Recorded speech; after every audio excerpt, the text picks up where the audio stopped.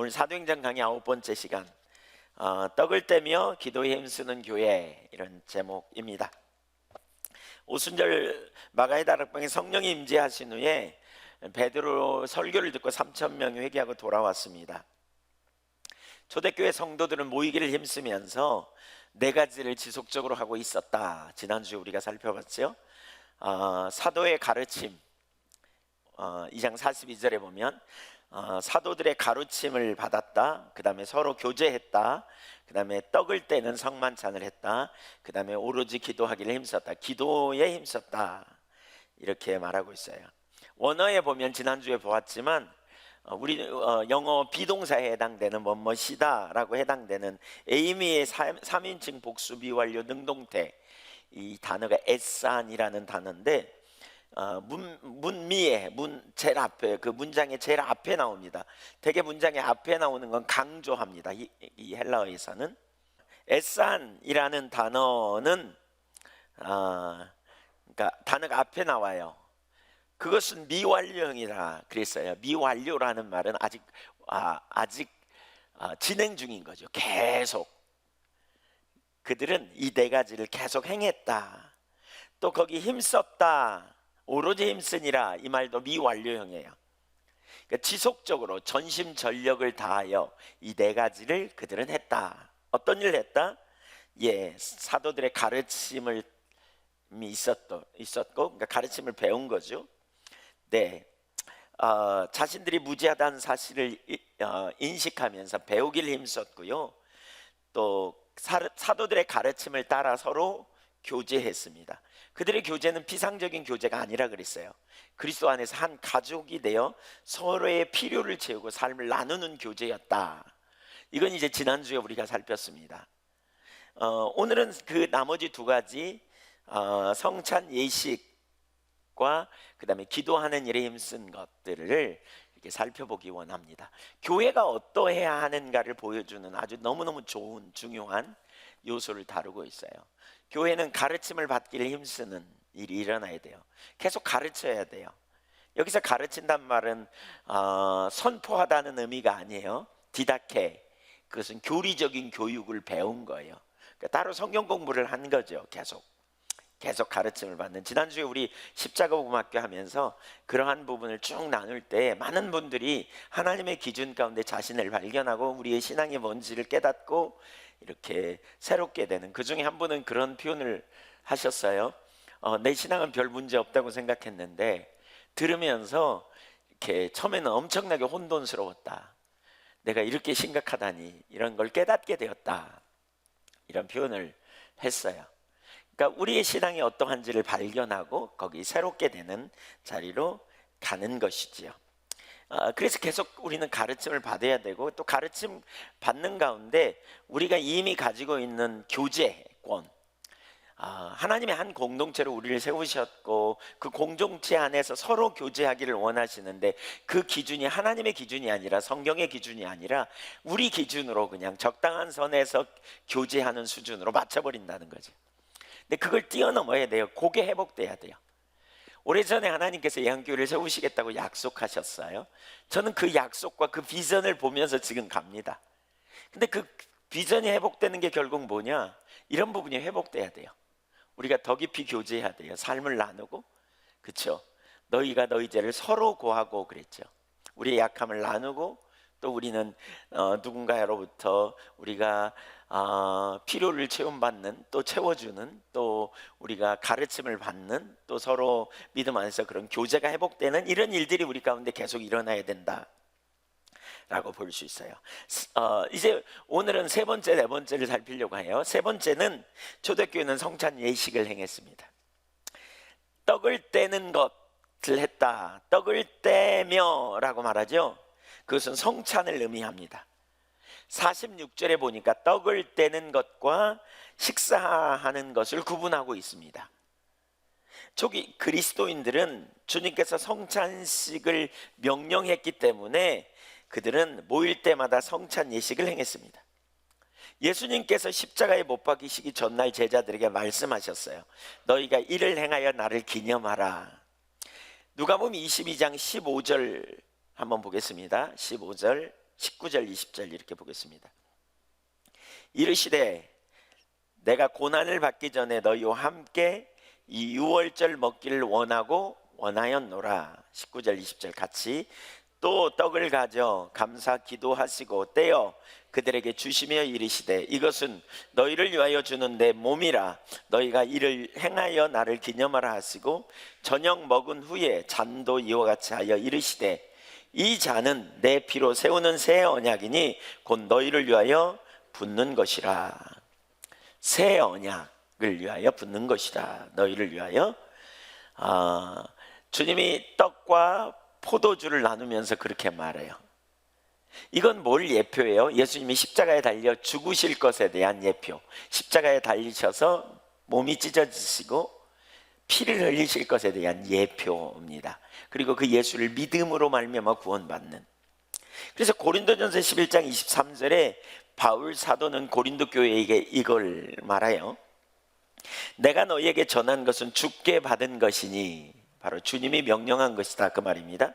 곧 주 예수께서 잡히시던 밤에 떡을 가지사 축사하시고 떼어 이르시되 이것은 너희를 위하여 유하는 내 몸이니 이것을 행하여 나를 기념하라 하시고 19회 또한 그와 같이 잔을 가지시고 이르시되 이 잔은 내 피로 세운 새 언약이니 이것을 행하여 마실 때마다 나를 기념하라 하셨으니.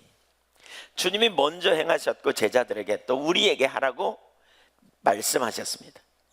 성찬 예식을 언제까지요? 주님이 오시는 날까지. 그렇죠? 주님이 재림하기까지 우리의 죄값을 치르기 위해 돌아가신 주님을 기념하기 위해 제정된 예식입니다. 네, 성찬의 의미가 무엇인가? 무엇을 기념하라고 하는가? 도대체 기념하라는 말이 뭔가? 페트라 주석을 찾아보니까 여기 기념하라는 단어는 아남네시스라는 명사인데 기억 또는 기념물이라는 의미예요. 그러니까 예수님의 전체적인 삶을 기억하라는 거예요. 단순히 죽은 사람을 추모하는 것이 아니라 떡을 떼는 데서 상징적으로 묘사된 것처럼 예수님의 일생, 삶과 말씀과 희생을 기억하라는 거예요. 그러니까 우리는 성찬식에 참여해서 떡을 떼면서 예수님이 이 땅에 왜 오셨고, 예수님이 이 땅에서 무슨 일을 하셨고, 예수님이 어떤 말씀을 하셨고, 예수님의 십자가가 어떤 의미가 있는지를 기억하라는 거예요. 이게 그 의미예요. 성찬식의 의미. 좀 더 자세히 살피죠. 두 가지를 볼 수 있는데, 첫째는 주님의 행하심을 기억하게 하기 위함이에요. 행하심. 예수님이 왜 오셨어요?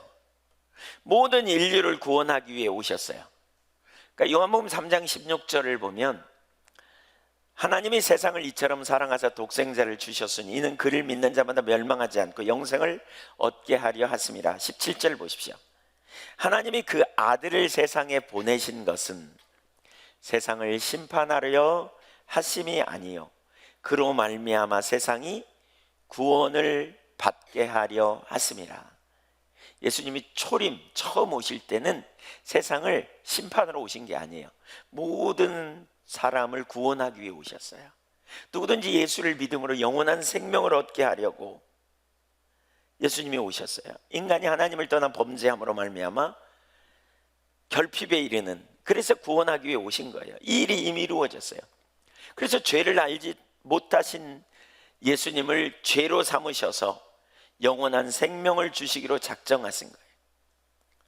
그래서 예수님이 십자가에 달리시기 전날 밤에 최후의 만찬석상에서 이제 내일 예수님이 십자가에 달릴 건데 오늘 밤에 제자들에게 떡을 떼면서 나눠줘요. 그러면서 이렇게 말해요. 이것은 너희를 위하여 주는 내 몸이다. 그러니까 뭘 가르치려고 하는 거죠. 지금 뭘 가르쳐요? 십자가 사건. 이것은 너희를 위하여 주는 내 잔이다. 포도주를 나눠주면서.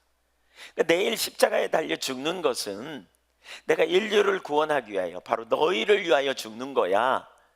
이걸 가르치기 위하여, 하나님의 구원 방식임을 가르치기 위하여 주신 거예요. 근데 제자들은 이걸 전혀 이해하지 못합니다. 그래서 예수님이 십자가에 달리실 때 심히 낙심하고 끝났다고 생각했어요. 제자들은. 모든 사람들이 소망을 잃어버렸습니다. 그런데 갑자기 주님께서 다시 부활하셔서 그들 앞에 나타나셔가지고 그들을 책망하시면서 이 모든 것을 다시 가르치십니다. 예를 들면 엠마오로 내려가는 두 제자에게 예수님이 나타나셔서 성경에 예언된 대로 쫙 설명해 주시잖아요. 그것을 통해서 제자들은 깨닫습니다. 그러니까 그때부터 무슨 일이 벌어집니까? 제자들은 죽음을 두려워하지 않습니다. 오히려 죽음을 다른 사람들에게 증거합니다. 예수님이 죽으셨다, 이걸 선포해요. 예수님의 죽음이 그들의 자랑이었고 예수님의 죽음이 그들의 선포에 주된 메시지였어요. 그래서 고린도전서 11장 26절은 이렇게 말하고 있어요. 같이 읽어볼까요?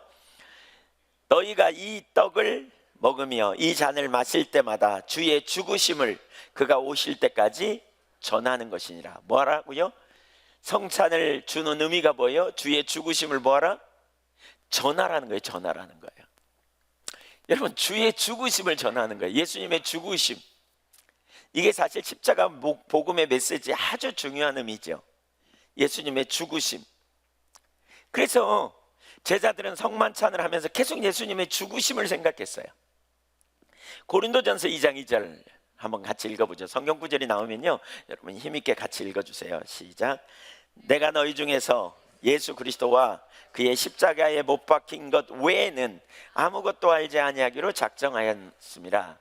여기 예수님과 그분의 사역을 알지 아니하기로, 그것만 알기로 작정했다, 그렇게 말하죠.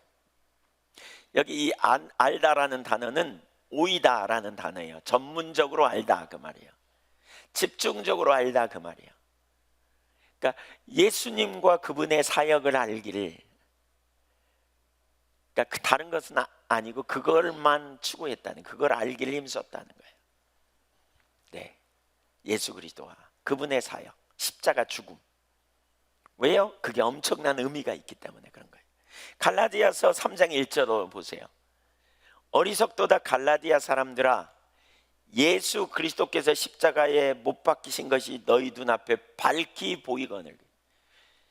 뭘 얘기해요 지금? 예수님이 십자가에 못 박혔다는 거예요. 죽으심을 막 그들이 선포하는 거예요 지금. 죽으심. 그러니까 성찬을 하면, 우리가 성만찬에 참여하면서 항상 기억해야 될 게 뭐라고요? 예수님이 죽으셨다는 거예요. 죽으셨다는 거예요. 아니, 세상에 죽음을 자랑하는 게 왜 어딨어? 뭐 이런 생각이 있잖아요. 근데 기독교는 예수님의 죽음이 선포되어야 될 메시지라는 거예요. 왜냐하면 하나님이 내신 처방이기 때문에 그래요. 갈라디아서 6장 14절 볼까요? 시작. 그러나 내게는 우리 주 예수 그리스도의 십자가 외에 결코 자랑할 것이 없으니. 뭐만 자랑할 거라고요?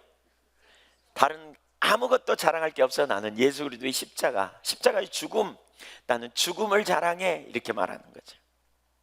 바울 사도의 설교를 보면 주님의 죽으심에 집중되어 있습니다. 죽으심과 부활.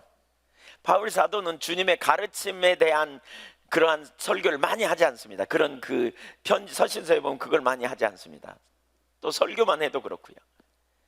주님이 주신 어떤 그 교훈이나 주님의 행하심을 말하지 않습니다. 죽음과 부활에 대해서 집중적으로 얘기합니다. 왜 그럴까요? 그분의 십자가 죽음으로만 구원의 길이 열렸기 때문이에요. 십자가만이 세상의 유일한 소망이기 때문에 그래요. 죄 없으신 예수님이 우리의 죄를 담당하고 죽으셨다는 거예요. 그래서 요한복음 5장 53절에 보면 예수님이 이걸 친히 증거하시거든요. 예수께서 이르시되 내가 진실로 진실로 너희에게 이르노니 인자의 살을 먹지 아니하고 인자의 피를 마시지 아니하면 너희 속에 생명이 없느니라. 이게 뭐예요? 십자가예요. 십자가. 인자의 살을 먹고 인자의 피를 마신다는 말은 예수 그리스도의 십자가죠. 십자가의 죽음이 없으면, 십자가에 달리신 예수 그리스도를 믿지 않으면 너희 속에 생명이 없다. 여기 먹는다는 말은 믿는다는 말이에요. 믿는다는 말. 그 요한복음 6장 그 53절 그 앞에 보면 믿는다는 말로 표현되고 있어요. 그래서 먹는다는 것과 믿는다는 걸 상호 교훈적으로 쓸 수 있어요. 십자가에 달리신 예수 그리스도를 믿는 거예요. 그 죽음을 믿는 거예요. 그 죽음이 누구를 위한 거라? 나를 위한 거다. 그래서 54절에 내 살을 먹고 내 피를 마시는 자는 영생을 가졌고 마지막 날에 내가 그를 다시 살리리니 내 살은 참된 양식이요 내 피는 참된 음료로다. 성찬은 바로 이것을 선포해요. 떡은 십자가에서 찢겨진 주님의 몸이요 포도주는 십자가에서 흘리신 피를 상징합니다. 그래서 떡을 먹는다고 말하지 않고 떡을 뗀다 이렇게 표현하죠. 여기 뗀다라는 단어에는 찢다라는 뜻이 있습니다. 떡을 찢는 거예요. 떼는 게 아니라 찢는 거, 몸을 찢는 이 의미예요. 그리스도의 몸이 찢겨진. 그래서 성찬식에 참여할 때마다 기억해야 될 게 있어요. 모든 인간이 죄를 범했고 죄의 대가는 사망이에요. 그래서 인간은 절망이에요. 아무리 노력해도 죄인이고 자신의 자원으로는 구원받을 인생이 한 명도 없다는 거죠. 그래서 하나님의 아들이 오셨고 친히 죄를 담당하신 거예요. 그분은 하나님께 채찍을 당하며 맞아야 했고 아버지께 외면당해야 했던 것이지요. 아버지께 외면당하고 싶지 않았어요. 그래서 아버지 어찌하여 나를 버리시나이까? 라고 3번이나 겟세마네 동산에서 기도했어요. 그러나 아버지는 응답하지 않으셨어요. 그래서 도살장으로 끌려가는 어린 양처럼 하나님께 버림받는 아픔을 경험한지. 고린도후서 5장 21절에 보면 이렇게 말합니다. 같이 읽습니다. 하나님이 죄를 알지도 못하신 이를 우리를 대신하여 죄로 삼으신 것은 우리로 하여금 그 안에서 하나님의 의가 되게 하려 하심이라. 로마서 3장 25절과 26절도 읽어보겠습니다. 이 예수를 하나님이 그의 피로써 믿음으로 말미암아 화목제물로 세우셨으니 이는 하나님께서 길이 참으시는 중에 전에 지은 죄를 간과하심으로 자기의 의로우심을 나타내려 하심이니 곧 이때에 자기를 의로우심을 나타내사 자기도 의로우심이요 또한 예수를 믿는 자를 의롭다 하려 하심이라. 하나님께서 우리의 죄를 그 아들에게 담당시키시고 그 아들을 별하셨어요. 그 아들의 몸을 찢으셨고 피를 흘리게 하셨어요. 우리가 떡을 떼고 포도주를 마시는 것은 바로 이 때문입니다. 떡은 찢어진 몸을 상징하고요 포도주는 그분이 흘리신 보혈을 상징합니다. 그런데 그렇게 무기력하게 돌아가신 주님께서 죽음을 깨뜨리고 부활하셨습니다.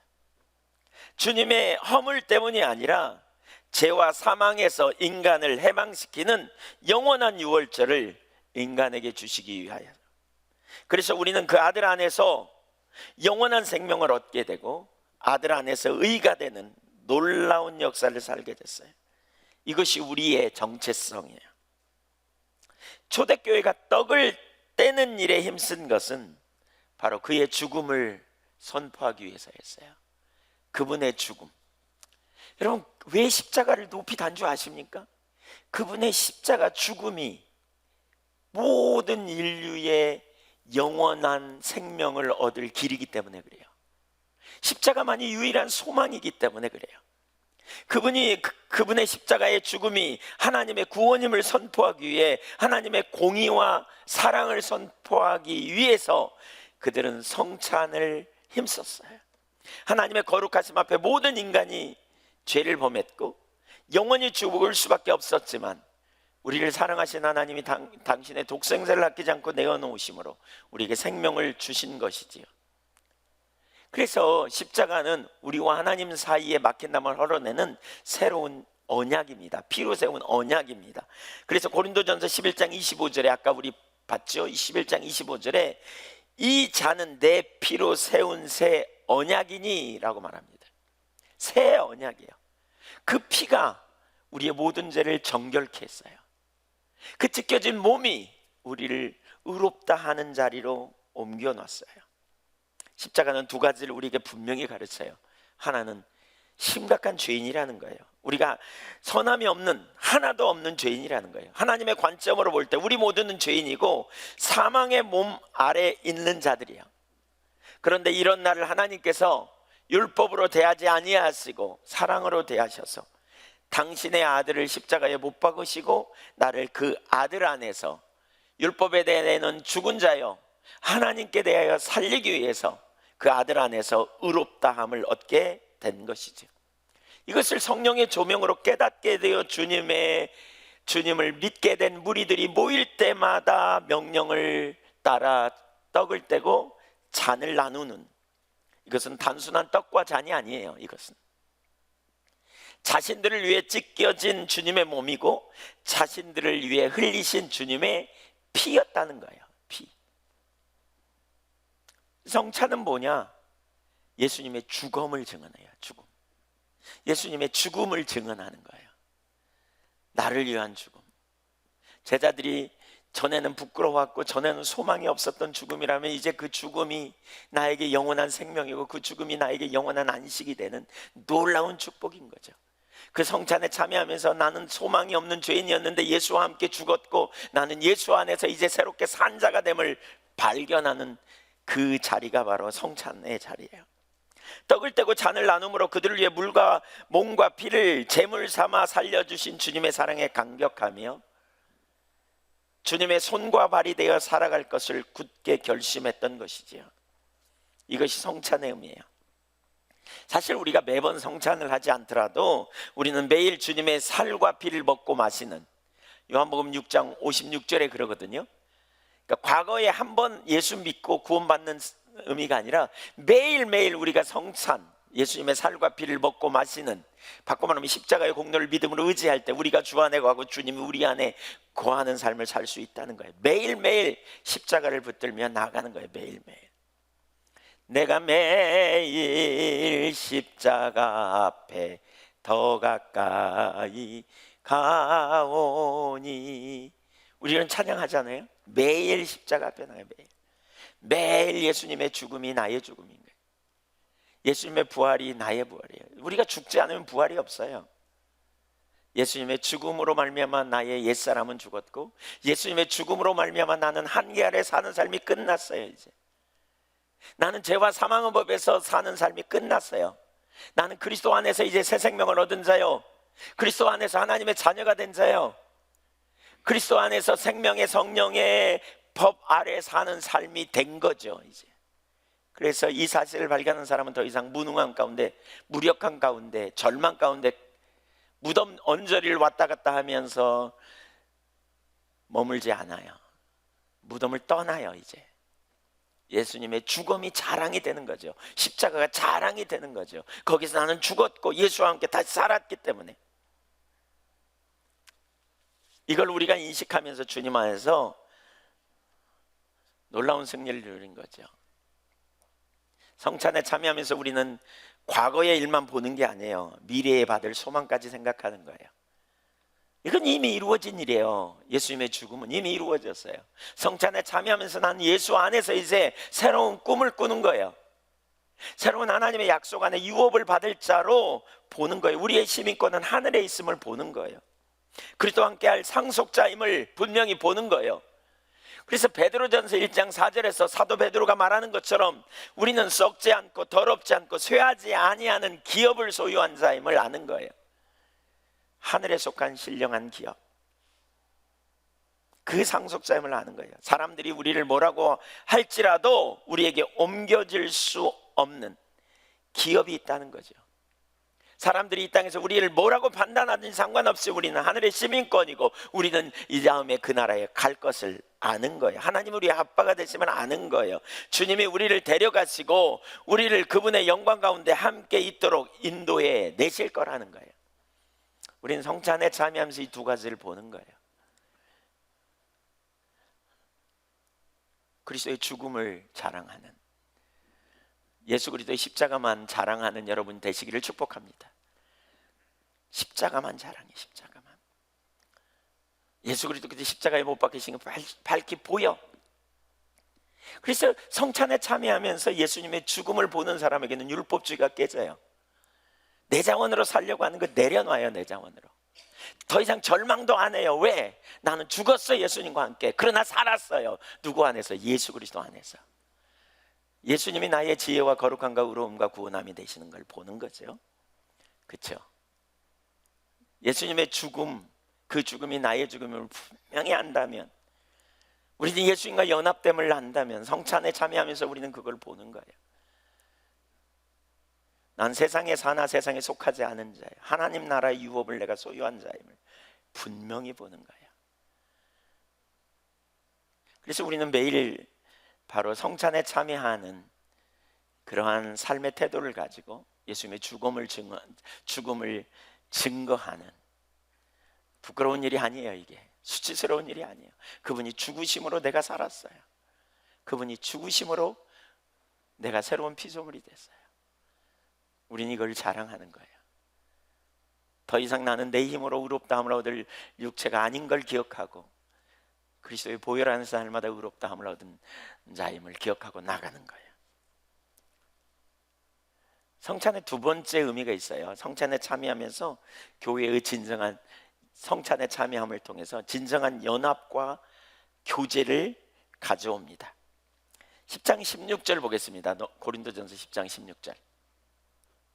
우리가 축복하는 바 축복의 잔은 그리스도의 피에 참여함이 아니며 우리가 떼는 떡은 그리스도의 몸에 참여함이 아니냐. 떡이 하나요 많은 우리가 한 몸이니 이는 우리가 다 한 떡에 참여함이라. 고린도 전서에 특별히 성만찬에 대해서 잘 다루고 있습니다. 근데 그러면서 이렇게 한 몸을 강조합니다. 특별히 고린도 교회에서 성만찬을 다루면서 한 몸을 강조한 이유가 있어요. 고린도 교회가 분열됐었어요. 고린도 교회는 성도들이 분열됐어요. 나는 바울의 제자야, 나는 아볼로의 제자야, 나는 베드로가 좋더라. 그래서 바울파, 아볼로파, 베드로파 이렇게 나눠졌어요. 그래가지고 서로 다투기도 하고 분열해요. 그래서 바울은 이렇게 말해요. 그리스도께서 어찌 나뉘었느냐?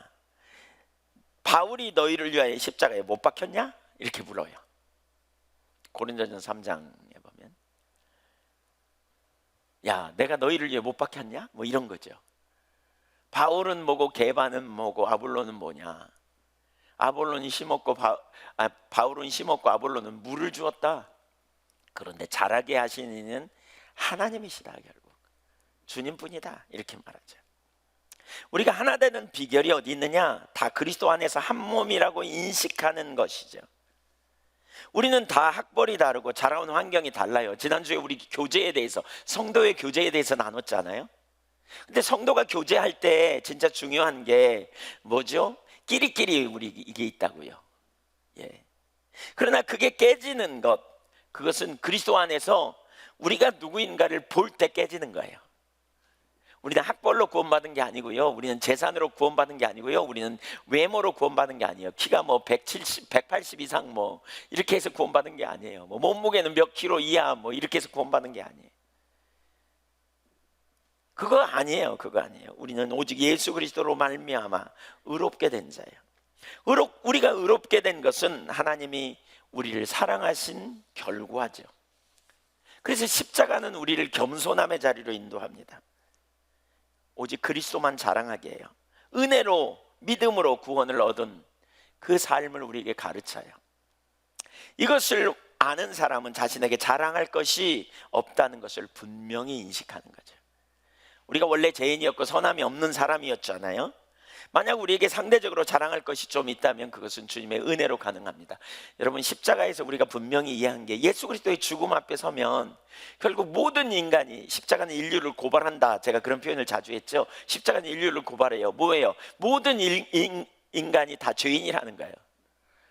예수 그리스도 없이는 구원받을 사람이 없어요.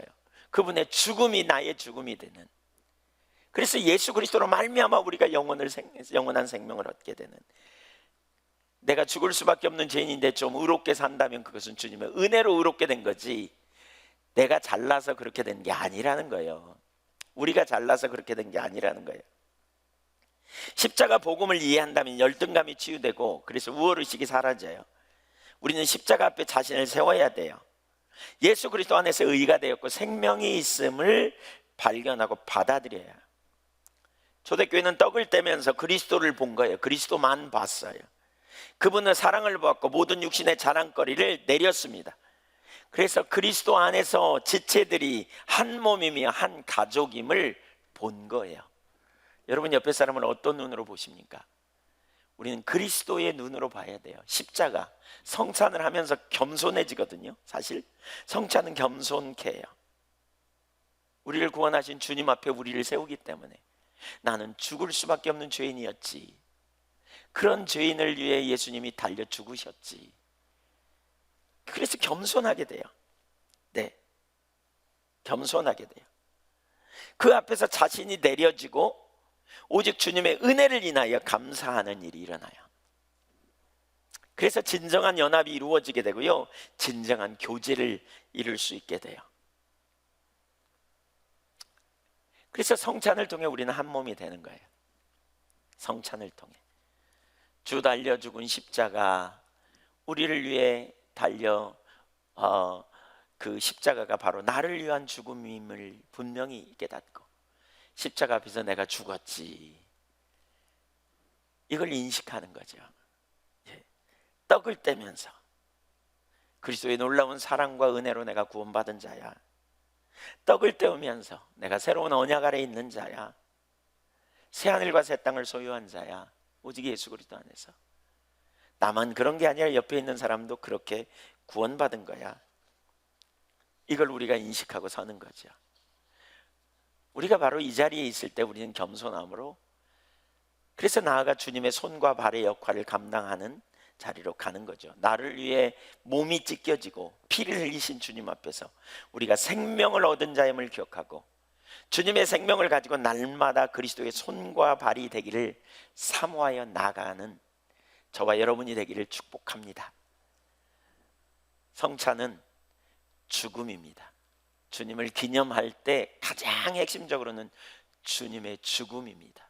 때가 참에 하나님이 그 아들을 세상에 나게 하셨습니다. 이 악한 세상에서 우리를 건져내사 사랑의 아들의 나라로 옮기신 사건입니다. 성찬에 우리가 주님을, 성찬을 받으면서 항상 기억할 것은 바로 이 주님의 죽으심.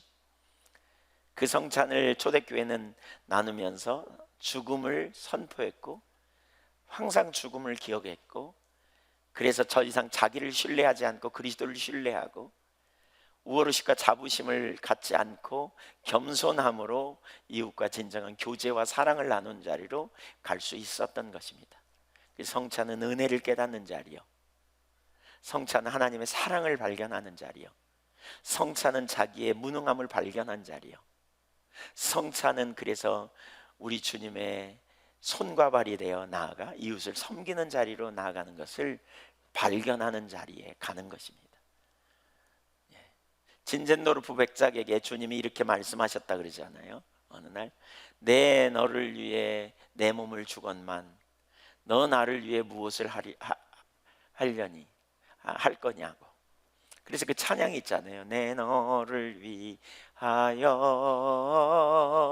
몸 버려 피 흘려.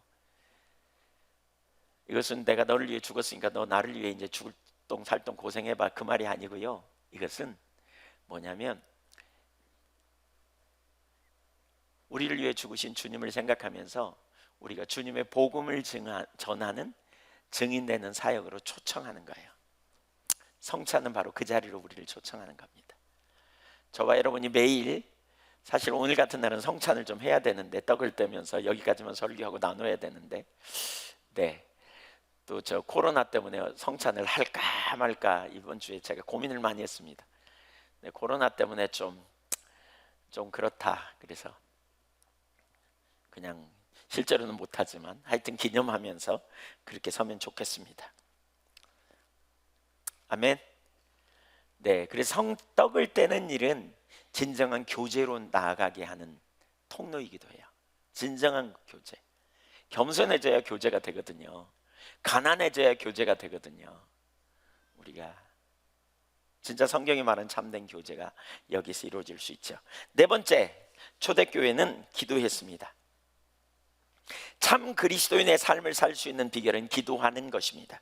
초대교회는 함께 기도했습니다. 말씀을 배우고 교제하고 성찬을 하는데 그치지 않고 그들은 함께 모여 기도했습니다. 그들은 말씀을 배우면서 기도했습니다. 말씀하신 가르침을 따라 기도했습니다. 그들은 교제하는 가운데 기도했습니다. 형제 자매의 어려움을 보면서 그들을 위해 중보기도 하고 복음이 증거되기를 위해 기도했습니다. 성찬을 하면서 겸손함으로 육신의 자랑거리를 내리고 그리스도 안에서 살기 위해 기도했습니다. 그들은 주님의 능력이 필요함을 깨닫고 기도했습니다. 진정한 그리스도인들과 참된 교회의 한 가지 특징은 언제나 기도입니다. 기도했어요, 초대교회에. 그래서 성경에 보면 기도가 얼마나 많이 강조되어 있는지 몰라요. 우리가 왜 기도해야 되는가 두 가지를 살펴보겠는데, 초대교회는 그럼 왜 기도했는가 하는 거예요. 전체 왜 기도했는가? 기도의 필요성을 깨달았기 때문입니다. 사람들이 복음을 알면 겸손해집니다. 베드로의 설교를 듣고 사람들이 3,000명이나 돌아왔습니다. 그들은 지금 매우 겸손해졌어요. 우리가 어찌할꼬? 라고 겸손해지기 시작했고, 그래서 그들이 베드로의 설교를 듣고 예수를 믿고 돌아왔습니다. 그래서 겸손함으로 그들은 배웠습니다. 사실 그들은 이전까지 매우 자기 확신에 있었습니다. 여러분, 자기를 과신하는 사람은 자기 확신에 빠집니다. 그래서 하나님을 신뢰하거나 또 배우려는 자세로 이렇게 나가는 게 어렵습니다. 그들은 베드로의 설교를 듣고 자기들이 매우 심각하다는 걸 깨달았습니다. 좀 전까지 예수를 십자가에 못 박으소서라고 소리쳤던 그들은 자기들이 얼마나 무지했는지, 하나님의 아들을 십자가에 못 박아버렸다는 사실을 깨달았습니다. 그들은 겸손해졌습니다. 겸손해지지 않으면 참된 그리스도인이 될 수 없습니다. 그리스도인은 자신들에게 긍휼이 필요하다는 것을 깨닫습니다. 그래서 초대교회 성도들은 겸손함으로 기도했습니다. 무엇보다 그들은 복음을 알았기 때문에 기도했습니다. 말씀대로 살 수 있는 능력도, 성도들을 섬길 능력도, 자기를 부인할 능력도 자기들에게 없다는 것을 알았습니다. 즉 자신들의 자원으로는 살 수 없다는 것을 그들이 알았기 때문에, 그래서 주님이 오셨고 자신의 힘으로 할 수 없음을 처절하게 인식하면서 은혜가 필요하다는 사실을 알고 간구하며 나갔던 것입니다. 우리는 구원받은 이후에 새로운 피조물로서 하나님이 공급하는 능력이 없으면 살 수 없다는 사실을 분명하게 인식해야 합니다. 여러분, 오늘날 많은 사람들이 왜 십자가의 능력, 고린도전서 1장 18절에 그러잖아요. 십자가의 도가 멸망하는 자들에게는 미련한 것이요 구원을 얻는 우리에게는 하나님의 능력이 됨이라 그랬잖아요. 십자가의 능력이 이론일 뿐인 경우가 허다합니다. 뭐가 십자가의 능력인가 이렇게 물으면 잘 모릅니다. 십자가 능력인 걸 믿습니까? 그러면 아멘 해요. 근데 십자가의 능력을 개인적으로 어떻게 살고 누리고 경험하며 실제적으로 살고 있습니까? 라고 말하면 많은 사람들이 별로 대답 잘 못합니다. 여러분, 왜 십자가가 능력입니까? 십자가에서 무력한 우리는 죽었습니다. 무능한 우리는 죽었습니다. 인간 그리스도를 알지 못하면 자기 힘과 자기 지혜와 자기 능력으로 살려고 하고, 자기가 좀 나으면 우월의식을 갖고 못하면 열등의식에 빠져 사는 게 인간의 모습입니다, 보통. 그러나 우리는 그리스도인은 십자가에서 우리 한계를 분명히 인식합니다. 우리 자신으로 살 능력이 없음을 압니다. 우리가 할 수 있는 영역과 할 수 없는 영역이 있음을 분명히 압니다. 십자가에서 그러한 우리를 위해, 구원받을 수 없는 우리를 위해 하나님의 아들이 오신 것을 압니다. 그래서 우리는 예수를 믿음으로, 아들 되신 주님을 믿음으로 영원한 생명을 소유한 자가 되었습니다. 예수 그리스도 안에서. 그렇게 구원받은 우리는 구원받은 이후에 이제 우리의 일상의 모든 삶에서 우리가 할 수 있는 일과 우리가 할 수 없는 일을 봅니다. 우리가 할 수 없는 일을 볼 때 예수 안 믿는 사람, 복음 모르는 사람은 절망하지만, 그러나 복음을 아는 우리는 절망하지 않습니다. 그래서 하나님의 아들이 오셨고, 그 아들은 구원하신 이후에도 여전히 갈라디아서 2장 20절에 말하는 것처럼 우리는 그 아들을 신뢰하는 믿음 안에서 사는데, 그 아들은 우리에게 지혜가 되시고 의로움이 되시고 거룩함이 되시고 구원이 되시고 길이 되시고 진리가 되시고 생명이 되시고 위대한 상담자가 되시기 때문에 그렇습니다. 시험 당할 쯤에 피할 길을 그분은 가지고 계시고, 우리와 동행하면서 선한 목자로 우리를 위하여 목숨을 버리신 그 주님은 성령으로 오셔서 우리를 고아처럼 버려두지 아니하시고 우리의 한계 아래에서 눌려서 사는 그 삶이 아니라 우리가 동행하면서 승리하는 삶을 우리에게 주시기를 기뻐하시기 때문입니다. 이게 복음의 능력입니다. 복음의 능력은 한계 아래 붙들려 있지 않습니다. 복음의 능력은 그리스도와 함께 사는 것입니다. 나는 능력이 없지만 내게 능력 주시는 주님 안에서 나는 그분의 능력으로, 그분의 지혜가 나의 능력이, 나의 지혜가 되고 그분의 능력이 나의 능력이 되는 삶을 삽니다. 그렇다고 교만 떨지 않습니다. 왜냐하면 이게 원래 내 능력이 아닌 걸 알기 때문에. 그래서 그분의 은혜로 인하여 감사합니다. 그분의 능력으로 인하여 감사합니다. 내가 지혜가 없지만 절망하지 않습니다. 왜냐하면 그분이 지혜가 되시기 때문에 그렇습니다. 그래서 그러한 사실을 알기 때문에 기도합니다. 그분의 능력을 우리가 이 땅에서 누리는 비결이 있어요. 그분의 지혜를 우리가 이 땅에서 누리는 비결이 있어요. 기도라는 통로를 통해서 우리가 하나님 앞에 그 능력을 힘입어 우리가 살아가는 것입니다. 이게 복음의 능력이에요. 이게 복음의 능력. 이게 십자가의 능력이에요. 이게 능력이에요. 십자가에서 우리 옛사람은 죽었어요. 한계 아래서 무능한 우리 옛사람은 죽었어요. 그러나 우리는 그리스도 안에서 새 사람이 되었고 그리스도 안에서 주님의 능력으로 사는 거예요. 주님을 의지하고 사는 거예요. 주님이 나의 지혜예요. 주님이 나의 힘이에요. 그래서 우겨쌈을 당해도 이런 사람은 쌓이지 않아요. 답답한 일 당해도 낙심하지 않아요. 왜냐하면 나는 능력이 없지만 나를 위해 하늘 권리를 포기하고 오신, 그런 나를 너무나 잘 아시기에 나를 구원하기 위해 나를 고아처럼 버려두지 않기 위해 오신 하나님의 아들을 신뢰하기 때문에 그렇습니다. 그래서 예수님이 나의 지혜가 됩니다. 나는 갈 길을 알지 못하나 예수님은 나의 길이 되십니다. 나는 택할 바를 알지 못하나 예수님이 나를 인도하십니다. 선한 목자로서 나를 위해 양을 위해 자기 목숨을 버리신 주님은 이제 나를 위해 자기 자신을 버리신 하나님의 아들은 가장 선하고 가장 완전한 길을 우리를 위해 예비하고 계시기 때문입니다. 우리는 그 주님을 믿음으로 주님 안에서 날마다 소망을 갖습니다. 우리는 그 주님 안에서 날마다 주님과 동행하는 실제적인 능력 있는 삶을 삽니다. 그래서 우리에게 뭐라 그럽니까? 기도하라는 거예요. 구원받은 이후 피조물로서 하나님의 공급을 얻는, 하나님의 은혜를 얻는 수단이 기도예요. 그래서 기도하라는 거예요. 기도하라는 거예요. 에베소서 6장 18절 보세요. 모든 기도와 간구를 하되 항상 성령 안에서 기도하고 이를 위하여 깨어 구하기를 항상 힘쓰며 여러 성도를 위하여 구하라. 기도하라는 거예요. 성도를 위해 구해야 하라는 거예요. 중보기도 하라는 거예요. 복음 전하는 자를 위해 중보기도 하라는 거예요. 왜요? 주님의 함께 하셔야 능력이기 때문에. 주님이 우리에게 한 가지를 하라는 거예요. 구하라는 거예요. 구하라는 거예요. 구하라, 찾으라, 두드리라. 그리하면 너희가 아까일지라도 자식에게 좋은 걸 줄 알거든. 하물며 구하는 자에게 성령께서 좋은 것으로 혹은 하나님께 너희 하늘 아버지가 성령으로 주시지 아니하겠느냐 그랬어요. 하나님은 우리에게 근본적으로 생명 주시기를 원해요. 예레미야 29장 11절에 보면 너희를 향한 나의 생각을 안 하니 재앙이 아니라 평안이라 그랬어요. 주님이 우리에게 생명을 주기를 원하는 거예요. 그래서 요한복음 10장 10절에 내가 온 것은 양으로 생명을 얻되 풍요한 생명을 누리게 하려고 왔다 그랬어요. 근데 우리에게 뭐라 그러냐? 그 생명을 그냥 누리려고 우리에게 오셨으면 그냥 가만히 있으면 알아서 척척 주시면 좋겠는데 뭐라 그래요? 구하래요. 구하래요. 기도하래요. 우리가 성령 받아야 될 걸 알아요. 그래서 예루살렘은 떠나지 말고 기다리라 그랬어요. 우리가 할 바가 있어요. 그들이 기다릴 때 가만히 있었어요? 구했어요. 구하라, 찾으라, 두드리라, 주시리라 그랬어요. 기도하래요. 기도. 골로새 4장 2절 기도를 계속하고 기도의 감사함으로 깨어있으라. 기도를 계속하래. 이게 하나님의 백성이 사는 삶의 비결이에요. 교회가 기도가 있어야 돼요. 하나님 찾아야 돼요. 그래야 승리가 있어요. 기도가 얼마나 중요한지 몰라요. 그런데 기도하지 못하는 이유가 있어요. 교만한 자리로 가면 기도 안 돼요. 교만한 자리로 가면 기도 잘 안 해요. 한 예를 볼까요? 자신이 괜찮다고 잘하고 있다고 생각하는 사람은 기도 안 해요. 베드로는 한때 자기 자원으로 살면서 매우 교만해지기 시작했죠.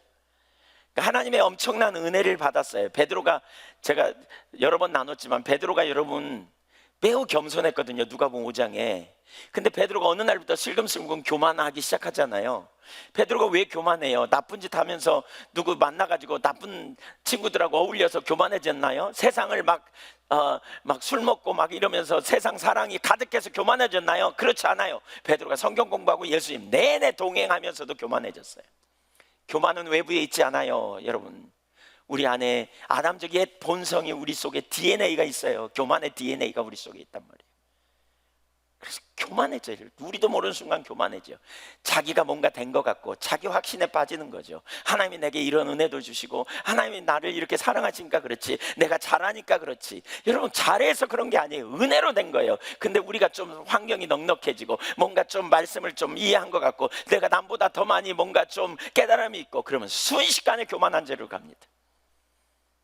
그러면 하나님 안 찾아요. 그때부터. 누가복음 22장 31절에 예수님이 뭐라 그래요? 베드로야, 사탄이 너를 밀가부로도 다려고 너를 청구했다, 허락 맡으러 왔다. 너를 시험하려고 그런다 지금. 그러니까 너는 돌이킨 후에 내 영절을 굳게 해. 너 깨어 있어야 돼, 이 말이죠. 베드로가 뭐라 그럽니까? 주와 함께 감옥에도 죽는 자리까지 갈 준비 되었습니다, 이렇게 말해요. 그러자 예수님이 말씀합니다. 너 오늘 3번 날 부인할 거야. 그랬더니 죽어도 부인하지 않습니다, 이렇게 말하죠. 예수님과 베드로가 논쟁이 됩니다. 예수님은 너 깨어 있어야 돼. 그러니까 저 다 준비됐거든요, 이래요. 예수님이 너 오늘 3번 부인할 걸 때 절대로 부인 안 해요.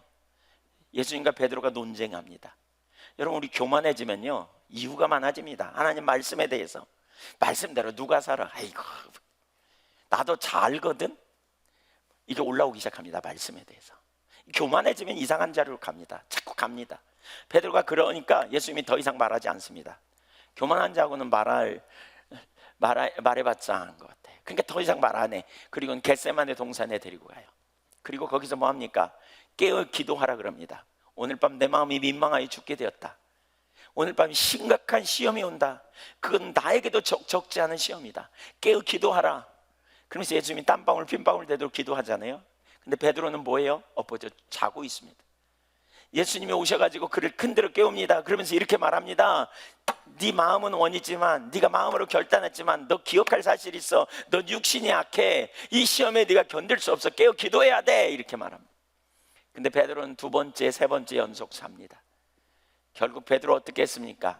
예수님을 저주까지 해대면서 3번이나 부인해버립니다. 그것도 작은 여자 하인 앞에서.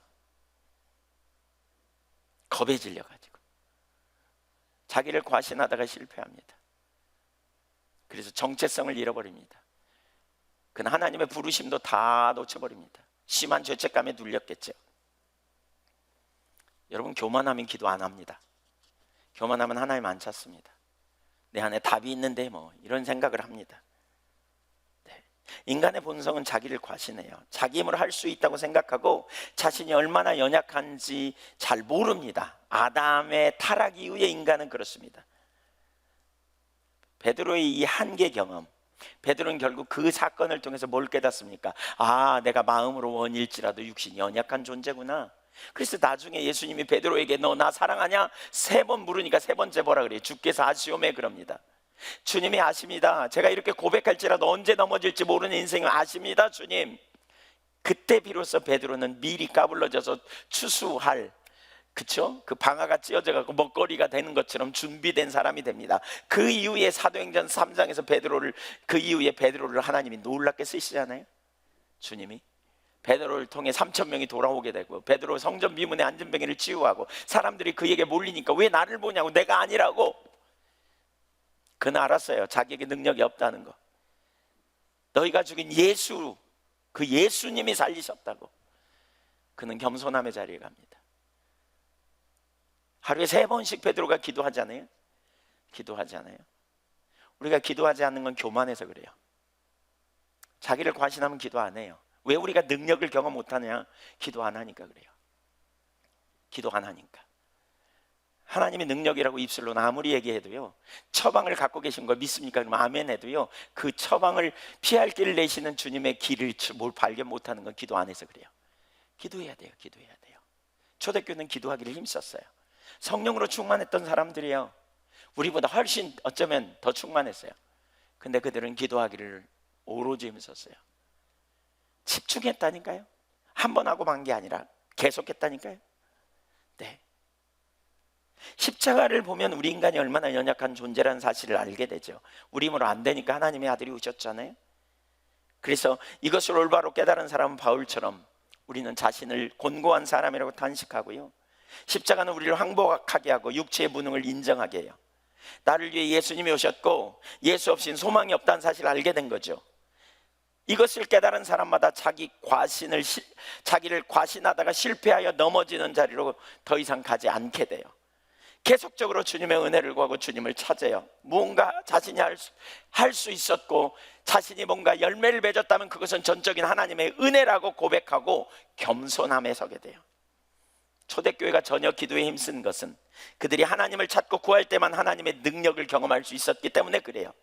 하나님만이 하실 수 있는 역사, 부활을 경험했거든요. 그들은 십자가의 능력이 뭔지 알았어요.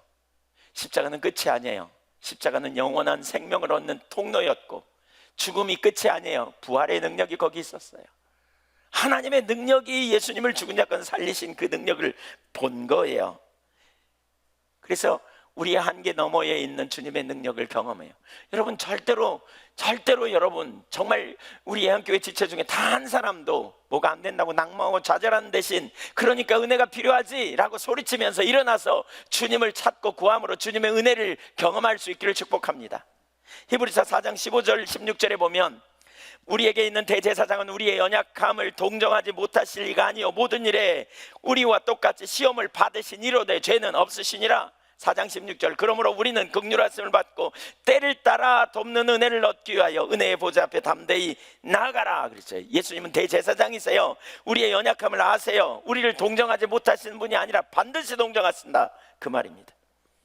그래서 때를 따라 돕는 은혜를 얻기 위해 은혜의 보좌 앞에 나오라는 거예요.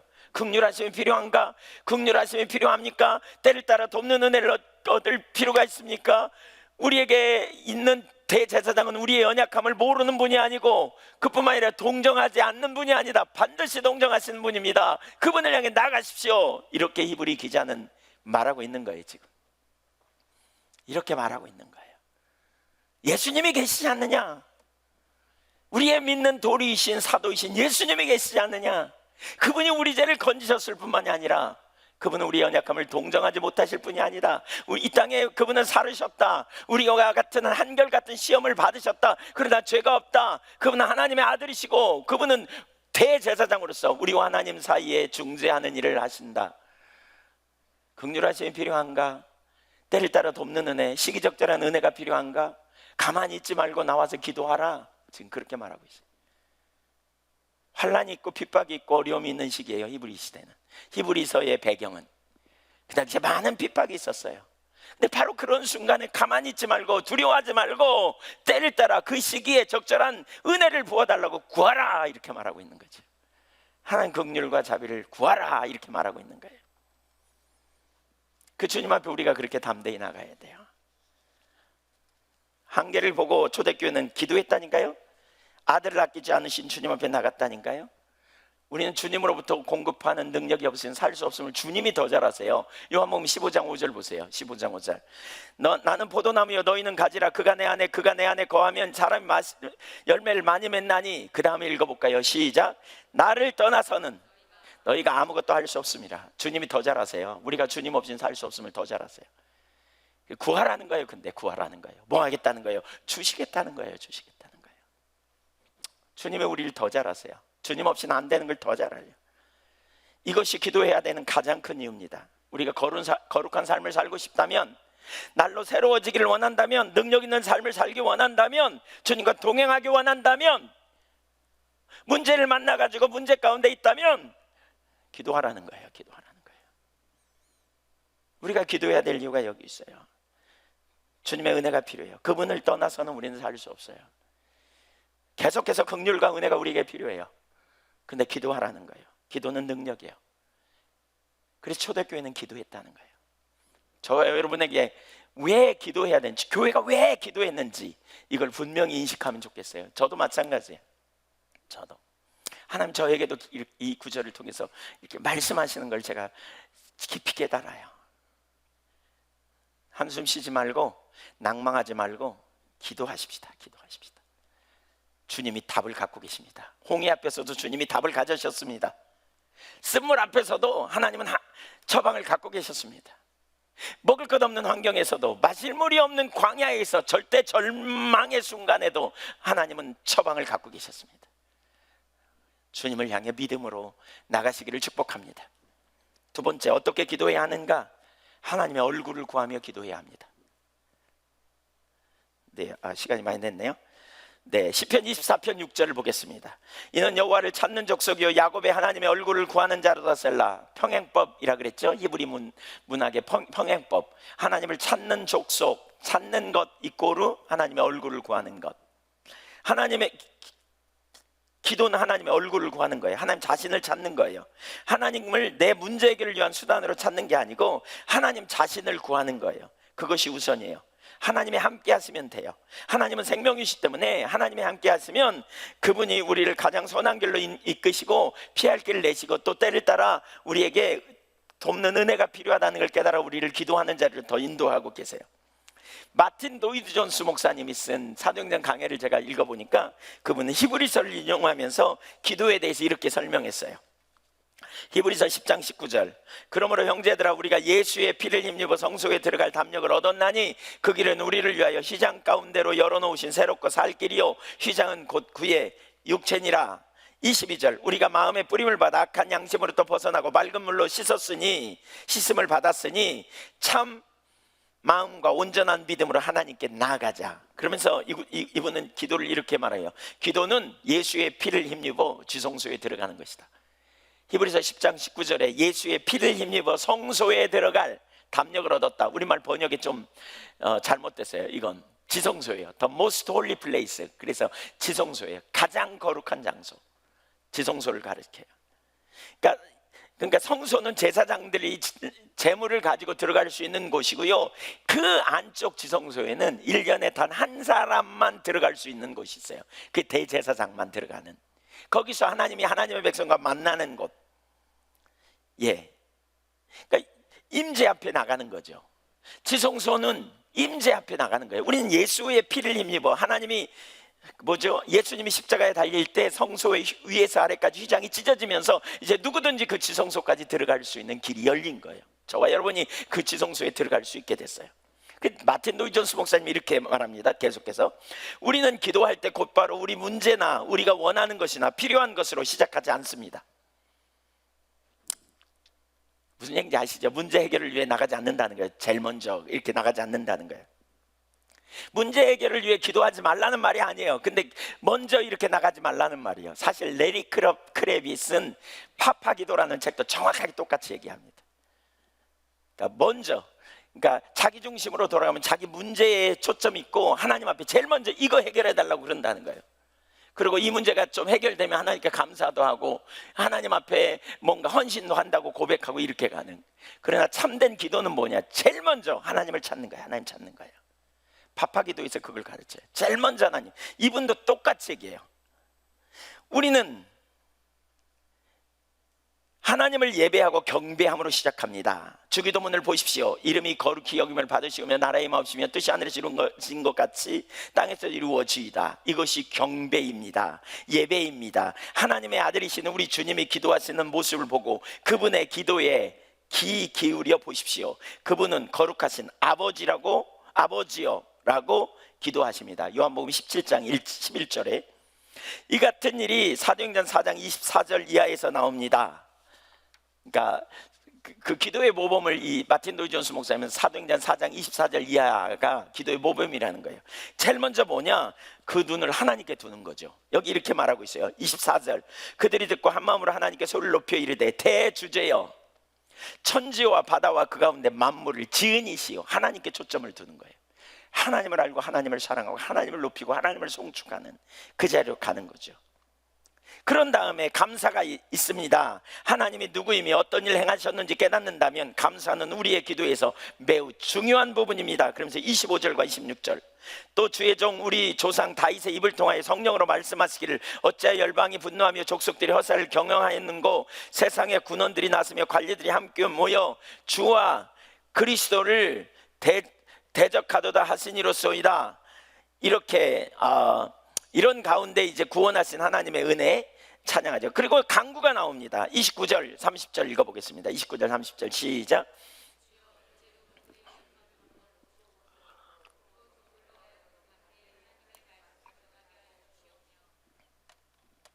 손을 내밀어 병을 낫게 하옵시고 표적과 기사가 거룩한 종 예수의 이름으로 이루어지게 하옵소서 하더라. 마틴 로이드 존스 목사님은 이렇게 표현합니다. 간구에서 시작하지 마십시오. 자기 중심적이 되지 마십시오. 자기 중심적이 됐다는 말은 하나님에게서 떠나요. 여러분, 우리가 하나님을 사랑하는 건 마음으로부터 시작하거든요. 그러니까 하나님을 사랑하는 첫 번째는 뭐냐면 하나님을 최고로 우리가 소중히 여기고요, 모든 일이 하나님으로부터 시작해요. 이게 하나님 중심이에요. 성경은 하나님 중심임을 명백히 가르쳐요. 하나님으로부터 시작해요. 우리 눈이 하나님으로부터 시작되면 뭐냐? 하나님을 사랑하고 하나님을 의지하고 하나님을 최고의 가치로 여기면 환경을 하나님의 눈으로 봐요. 근데 마음이 나눠지면, 마음이 하나님을 떠나면 마음에서부터 떠나는데 첫 번째 증거가 나눠져요. 하나님도 섬기고 재물도 섬기고. 사실은 관심이 어디 있어요? 하나님의 재물이에요. 재물이에요. 그러면 순간적으로 우리는 초점이 이리 가요. 그러면 하나님 앞에 나가요. 하나님 이거 주세요, 이렇게 나온다는 거죠. 그래서 강구에부터 시작하는 거예요. 이거 온통 모든 관심이 여기 있어. 그러면 하나님은 내 이 목적하는가를 돕는 수단으로 전락하는 거예요. 이루어진 수단으로. 네, 그래서 자기중심적이 되지 마십시오, 이렇게 말하면서 단지 하나님께 무엇인가를 구하기만 하지 마십시오. 절대 그러지 마십시오. 여러분은 하나님의 광대하심과 영광과 여러분이 가진 특권을 압니다. 영원하신 하나님께서 여러분의 기도를 듣고 계심을 압니다. 여러분과 하나님은 교제하고 있습니다. 그러므로 간구로 끝을 맺습니다. 빌립보서 4장 6절, 모든 기도와 간구로 너희 구할 것을 감사함으로 하나님께 아뢰라. 이것이 기도입니다. 제일 마지막에 간구해야 된다는 게 제일 마지막에, 가장 먼저 하나님 자신을 구하고 하나님 행하신 일을 찬사를 드리고 하나님을 인하여 기뻐하고 하나님께 감사하고 영광을 돌리고, 네, 하나님과의 친밀한 교제 가운데 있은 다음에 간구하라는 거예요. 간구. 그런데 하나님, 이런 문제가 있습니다. 하나님의 얼굴을 구하고 하나님의 손을 구하는 것을 이렇게 나누어 설교하다 보니까 어떤 사람은 하나님께 구하는 것이 잘못됐다고 말해요. 생각하는 사람들이 있어요. 그야말로 왜곡된 거죠.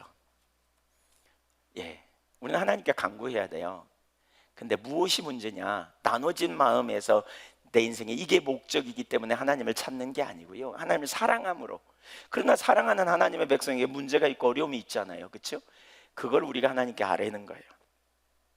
아뢰는 거예요. 그래서 우리는 다윗처럼 기도해야 돼요. 시편 27편 4절 많이 살폈죠? 한 구절 읽어보고, 네, 읽어보죠. 시작. 내가 여호와께 바라는 한 가지 일, 그것을 구하리니 곧 내가 내 평생에 여호와의 집에 살면서 여호와의 아름다움을 바라보며 그의 성전에서 사모하는 그것이라. 그의 성전에서 사모하는 그것. 주님 알기를 사모하십시오.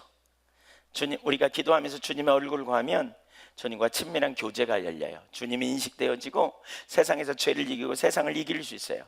기도하면 하나님의 마음이 부어지고요, 하나님의 관점이 인식돼요. 그래서 부르심의 소망을 따라 우리의 삶이 어떻게 살아가는지를 알게 돼요. 이 땅에 승리하는 비결은 하나님과 지속적인 관계 안에 거하는 거예요. 하나님과 친밀함이에요. 우리가 유혹을 이길 수 있는 것은 육체가 강하기 때문이 아니고 은혜 안에 있기 때문에 가능해요. 하나님을 찾고 구하며 동행하기 원할 때 하나님이 인식되고 놀라운 승리를 경험할 수 있어요. 초대교회는 기도에 힘썼어요. 열심히 기도했어요. 믿음의 대상이신 하나님을 알기 원하고 그분의 능력으로 덧입혀지기를 원했어요. 문제가 생길 때마다 낙심치 않고 대신에 피할 길 내시는 주님을 향해 기도했어요. 우리가 그렇게 기도해야 돼요. 기도는 교회의 기초입니다. 주님 더 알기를 구하고 추구하면 하나님을 선명히 인식하고 주님 안에서 참된 능력과 승리의 삶을 살 수 있어요. 그리고 이웃도 하나님의 마음으로 섬기는 교제가 되어질 수 있어요. 하나님을 찾으면 하나님이 우리의 지혜가 되시고 능력이 되시고 힘이 되시고 의가 되셔서 승리케 하실 것입니다. 초대교회로 우리는 돌아가자, 이런 이야기를 많이 듣습니다. 무엇보다 네 가지를 살폈습니다. 지난주 이번주 합쳐서 초대교회는 배우기를 힘썼습니다. 우리는 계속 배워야 합니다. 진리가 너희를 자유케 하리라. 여러분, 진리를 알면 승리가 있어요. 그래서 계속 배우기를 힘써야 합니다. 두 번째, 초대교회는 교제했습니다. 초대교회는 핍절하지 않았습니다. 초대교회는 서로 나누었습니다. 가족처럼 차 한잔 마시고 밥 한번 먹고 정도의 교제가 아니라 실제적으로 자기 이야기를 했습니다. 나누지 못할 아픔을 얘기하고 또 그 아픔을 바라보면서 하늘의 기준을 서로 나누고 중보기도 하고 서로 싸맸습니다. 어떻게 그럴 수 있었습니까? 우리가 몽땅 죄인이기 때문에, 십자가 앞에서 선함이 없기 때문에, 은혜로 구원받은 자이기 때문에 우리는 서로 판단하지 않습니다. 정죄하지 않습니다. 서로 격려할 수 있습니다. 초대교회는 성만찬을 통해서 바로 그 겸손의 자리로 갔습니다. 우리가 죽었다는 사실을 합니다. 죽음을 자랑합니다. 십자가만 자랑합니다. 거기서 율법주의가 깨지고 내 자원의 한계를 놓아버리고 놀라운 변화가 일어납니다. 초대교회는 마지막으로 기도를 힘썼습니다. 성만찬을 통해 겸손을 알았다면 십자가의 능력이 뭐냐? 주님이 이루어 놓으신 놀라운 내 한계 너머의 주님의 능력을 보는, 이게 십자가의 능력입니다. 우리 자원으로 할 수 없어요. 여러분, 절망하지 마십시다. 좌절하지 맙시다. 낭망하지 맙시다. 우리에겐 주님이 계십니다. 그래서 예수님이 오셨습니다. 혹시 오늘 이 시간 낭망이 됩니까? 혹시 여러분 한계가 보입니까? 도저히 앞에 답이 안 보입니까? 피할 길을 갖고 계신 주님이 우리와 함께 계심을 믿으시기 바랍니다. 눈을 높이 들으십시오. 그 주님을 믿음으로 바라보십시오. 주님을 믿음의 주 온전케 하신 예수를 바라보라 그랬습니다. 그 주님이 우리의 능력이십니다. 주님은 우리가 살아야 될지 알아요. 어떻게 해야 살지. 주님은 우리에게 생명 주기를 원해요. 그럼에도 불구하고 기도하라 그랬어요. 눈을 감으십시오, 이 시간. 그리고 믿음으로 주님을 보십시오. 주님의 죽으심을 생각하십시오. 십자가의 죽으심은 수치가 아닙니다. 나를 위한 죽음입니다. 영원히 살 길을 그 십자가에서 이루어 놓으셨습니다. 난 한계 아래에 있었습니다. 그러나 예수님은 나에게 살 길을 마련해 놓으셨습니다. 우리는 그 예수님의 은혜로 말미암아 의롭다함을 얻었습니다. 우리 자신을 보는 교만 그만두고 그리스도를 바라보십시오. 그리스도를 신뢰하십시오. 그리고 주님의 능력이 필요하면 이 시간 능력이 필요하다고 구하십시오. 주님의 은혜가 필요하면 은혜가 필요하다고 구하십시오. 절망을 예수님의 이름으로 몰아내십시오. 하나님은 죽은 자의 하나님이 아닙니다. 예수님은 우리를 고아처럼 버려두지 않기 위해 영으로 오셨습니다. 지금 우리 잠시 동안 같이 기도하겠습니다. 말씀을 들으면서 비춰진 대로 기도하시고, 하나님이 내게 주신 말씀에 내가 반응하고, 이렇게 우리가 좀 나아가는 시간 갖겠습니다. 같이 기도하겠습니다.